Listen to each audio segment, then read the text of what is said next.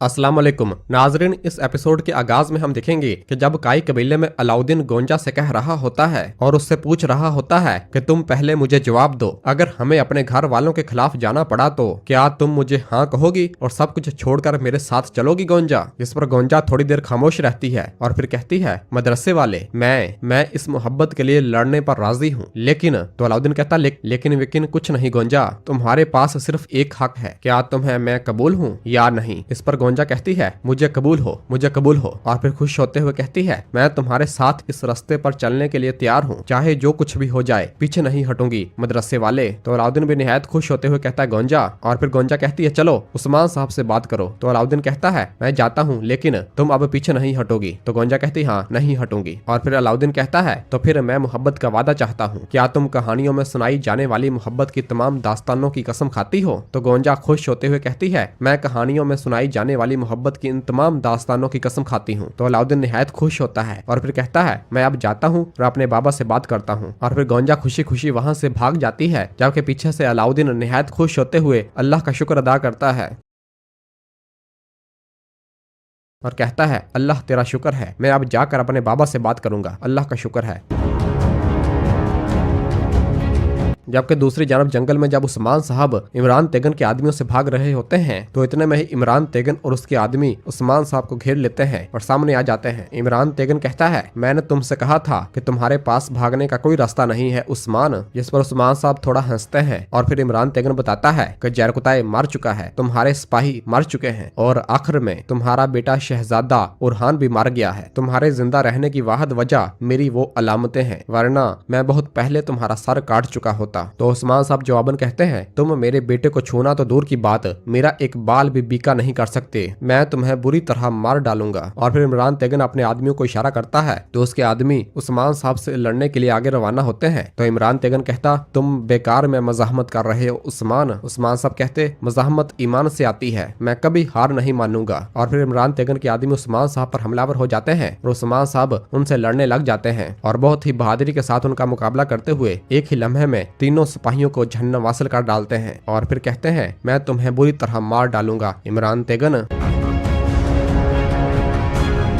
जबकि दूसरी जानब काई कबीले में दाखिली दरवाजे पर ढोल बजने की आवाज सुनाई देती है तो मालून कहती, खैर होगी इंशाल्लाह। इस दौरान अगोस भाई अपना घोड़ा भगाते हुए कबीले के अंदर दाखिल होता है और भागता हुआ मालून के पास आता है और कहता है, बाला खातून, मालून खातून, इमरान के आदमियों को खेल का पता लग गया और उन्होंने उरहान साहब पर हमला किया। यह सुनते ही मालून परेशानी की हालत में कहती, ये तुम क्या कह रहे हो। और फिर अगोस बताता है, महमद साहब ने शहजादे उरहान को आखिरी वक्त में पहुँच कर बचा लिया, लेकिन उस्मान साहब बहुत मुश्किल में है, वो हर जगह से हमला कर रहे हैं। तो बाला कहते, क्या। और फिर बाला सिपाहियों से कहती है, सिपाहियों बहनों जल्दी घोड़ों पर बैठो, हम उस्मान साहब की मदद के लिए जाएंगे, चलो। और फिर बाला अपने घोड़े पर सवार होती है तो अलाउद्दीन कहता है, माँ मैं आपको अकेला नहीं छोड़ूंगा। तो बाला कहती है, नहीं अलाउद्दीन, तुम यहीं रहो, कुफार हमारे शहरों की तरफ बढ़ेंगे। और फिर मलहून कहती है, बेटा यहाँ तुम्हारा वजीफा ज्यादा अहम है, तुम्हारे बाबा ने तुम्हें कबीला अमानत में दिया था। और फिर मलहून बाला से कहती, अल्लाह की पनाह में रहें। और फिर बाला कुछ सिपाहियों और बाजियों को लेकर उस्मान साहब को बचाने के लिए रवाना हो जाती है। तो पीछे से मलहून कहती, मेरे अल्लाह उनकी हिफाजत फरमा।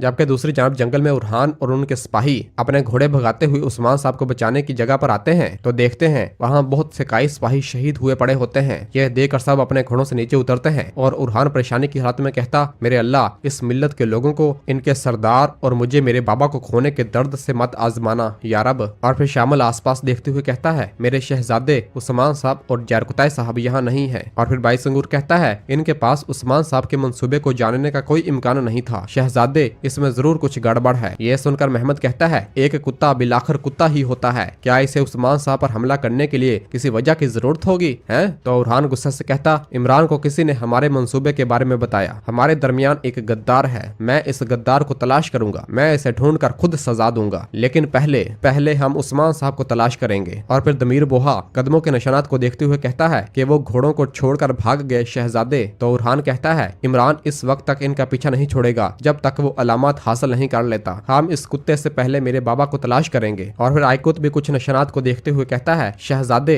निशानात इस तरफ है, खुश्क जंगल की तरफ। तो सब उन निशानात की जानब बढ़ते हैं और रुहान भी उन निशानात को देखते हुए कहता है, हम उस वक्त तक नहीं रुकेंगे जब तक हम इन्हें तलाश न कर लें। हर कोई अपने घोड़ों पर सवार हो जाओ, चलो। और इस तरह सब अपने घोड़ों पर सवार होकर जंगल में उस जानब रवाना होते हैं जहाँ कदमों के निशानात जा रहे होते हैं। जबकि दूसरी जानब बाला खातून भी कई सिपाहियों के साथ अपने घोड़े भगाते हुए उस्मान साहब को बचाने के लिए आ रही होती है और कहती है, हम उस वक्त तक नहीं रुकेंगे जब तक कि हम उस्मान साहब को नहीं ढूंढ लेते, चलो। जबकि इसी दौरान एक नकाब पोश आदमी भी अपने घोड़े भगाते हुए उनके पीछे आ रहा होता है। और फिर दूसरी जानब जंगल में एक जगह पर जहां इमरान तेगन और उनके आदमी ने उस्मान साहब को घेरा होता है, तो उस्मान साहब कहते हैं, इमरान तेगन नामी कुत्ते इधर आओ। तो इमरान तेगन आगे बढ़ता है और उस्मान साहब पर हमलावर हो जाता है। उस्मान साहब इमरान तेगन से लड़ने लग जाते हैं और इस तरह थोड़ी देर उस्मान साहब और इमरान तेगन का मुकाबला होता है और दोनों बहादुरी के साथ एक दूसरे के साथ मुकाबला करते हैं। और इस दौरान उस्मान साहब अपना एक कामयाब दाव लगाकर इमरान तेगन के मुंह पर जोरदार मुक्का दे मारते हैं। तो इमरान तेगन जमीन पर जा गिरता है और उसके मुंह से खून निकलना शुरू हो जाता है। इसी दौरान पीछे से ही बंजामन और उसके आदमी अपने घोड़े भगाते हुए आ रहे होते हैं और एक तीरंदाज एक तीर उस्मान साहब की पीठ में दे मारता है और फिर इसके बाद एक और तीर उस्मान साहब की पीठ में आकर लगता है। तीर लगने की वजह से उस्मान साहब थोड़ा निढाल होना शुरू हो जाते हैं। इमरान तेगन कहता है, इसे पकड़ो। तो उनमें से एक सिपाही उस्मान साहब पर रस्सा फेंकता है और उस्मान साहब को रस्से के जरिए झकड़ लिया जाता है और उस्मान साहब जमीन पर जा गिरते हैं और फिर वो घोड़ा लेकर उस्मान साहब को घसीटते हुए लेकर जाना शुरू हो जाता है। घोड़ा मुसलसल भाग रहा होता है और उस्मान साहब बेबसी की हालत में घसीटते हुए चले जाते हैं। उसे इस तरह देखकर इमरान तेगन कहता, तुम मेरी अलामत के साथ दफन होगे उस्मान।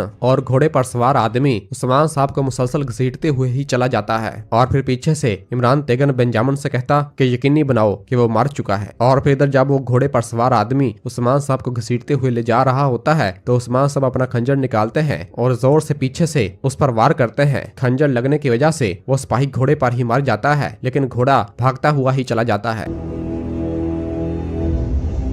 जबकि दूसरी जानब उरहान और उसके सिपाही अपने घोड़े भगाते हुए उस जगह पर आते हैं जहां जरकुताई और बाकी कई सिपाही पड़े होते हैं और सब भागते हुए जरकुताई के पास आते हैं और जरकुताई को पकड़कर उठाते हैं। उरहान कहता है, जल्दी करो, साफ कपड़ा लेकर आओ। और जरकुताई को हौसला देते हैं। उरहान कहता है, तुम ठीक हो जाओगे, तुम ठीक हो जाओगे। और फिर एक सिपाही कपड़ा लाकर उरहान को देता है तो उरहान उस कपड़े को जरकुताई के जख्म पर रख देता है और कहता है, इससे कुछ वक्त के लिए खून बहना बंद हो जाएगा, तुम ठीक हो जाओगे जरकुताई। जरकुताई बोलता है और कहता है, हजूर। हजूर ने भागकर अपने आप को बचा लिया और वो हजूर के पीछे हैं। उरहान पूछता, बताओ मेरे बाबा कहाँ हैं, बताओ। तो जरकुताई बड़ी मुश्किल से बताता है कि यल्ज़काया। तो उरहान कहता, यल्ज़काया है। और फिर जरकुताई से कहता है, खुद को ज्यादा मत थकाओ जरकुताई साहब, अपने आप को ज्यादा मत थकाएं। और फिर बाईसंगुर से कहता, बाईसंगुर, जरकुताई साहब को कबीले लेकर जाओ, हम यहाँ इनका इलाज नहीं कर पाएंगे, अलाउद्दीन इनकी जख्मों की देखभाल करेगा। तो बाईसंगुर कहता है, जैसे आपका हुक्म। और फिर बाईसंगुर जरकुताई को पकड़कर उठाता है, जबकि उरहान और बाकी सिपाही उस्मान साहब को बचाने के लिए यल्ज़काया की जानब रवाना होते हैं। जबकि दूसरी जानब बाला खातून और कई सिपाही भी मुसलसल अपने घोड़े भगाते हुए उस्मान साहब को बचाने के लिए जा रहे होते हैं। जबकि वही नकाब पोश आदमी भी बाला खातून और कई सिपाहियों के पीछे अपने घोड़े भगाते हुए आ रहा होता है। और फिर उरहान और कई सिपाही उस मुकाम पर पहुंचते हैं जहां पर इमरान तेगन ने उस्मान साहब को पकड़ा था। सब अपने घोड़ों से नीचे उतरकर जब उन लाशों को देखते हैं जो कि इमरान तेगन के आदमियों की लाशें होती हैं जिन्हें उस्मान साहब ने मारा था, तो आसपास मायना करने के बाद महमद कहता है कि उस्मान साहब यहाँ नहीं है। तो दमीर बोहा कहता, वो इन कुत्तों को मारकर आगे बढ़ गए होंगे। और उरहान